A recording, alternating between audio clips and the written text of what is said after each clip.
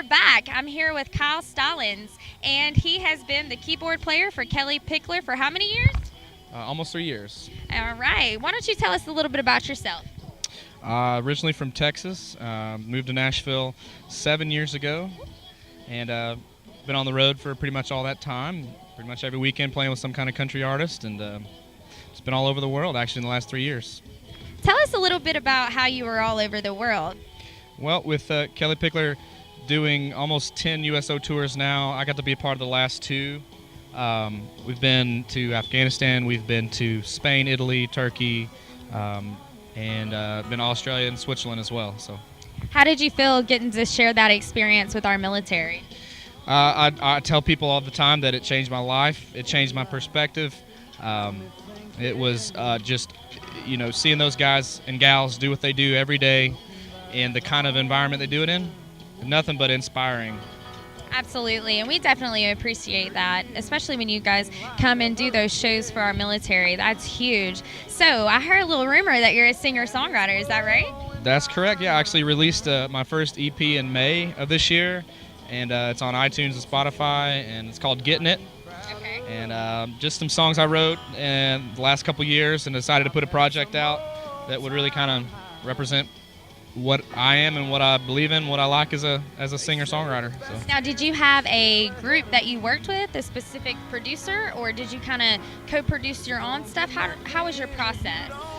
On these songs, I went in and cut them with my friends in the studio on drums, bass, keys, everything. I played keys and I sang on it. I produced it myself, and I had some engineer friends of mine help me with the vocals, and then got it packaged and did everything just independently. Why don't you tell our viewers how they can find you? If you want to look at KyleStallons.com, it's Stallons, and get that right now. Check out. I've got a Facebook page as well, and you can look me up on Instagram, Twitter, and please stop by iTunes or Spotify and take a listen. Now, we know that your social media probably follows what you're doing with Kelly, but it's also going to be promoting yourself as well, correct? Right. Yeah. I just kind of do a little bit of everything with it. So. Now, is there any rituals or superstitions that you perform before you go on stage? With me or with Kelly? With both. Tell us a little bit about both. Oh, well, with Kelly, we are pretty easygoing. We don't really get together and do any kind of speeches or any breakdowns or anything, but I'd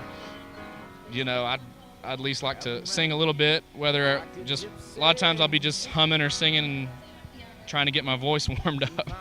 Now, you're a good old boy from Texas, and I love Texas, man. It's like my second favorite place, besides here, of course.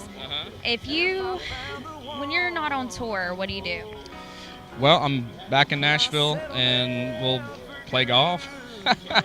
So you're not going back home to Texas. You're enjoying your time with your place in Nashville. I get to go back and enjoy home every now and then. I actually got to spend 7 days last week for my brother's wedding, so it's just a good time to refocus and revive everything. Absolutely, because you got to sometimes stay grounded or go back to your roots or what inspires you. So what does inspire you? Where do you find the motivation or the inspiration to write an album? I think most songwriters will tell you it just literally comes from the people. It comes from your experiences with people, and all the crazy stories are usually attached to real life, and that's the gold. That's the gold mine, is the being out here and seeing all these. You meet so many different people, so you just listen. That's all you do, is listen, and somebody says something that really catches your ear, and you build a story into it.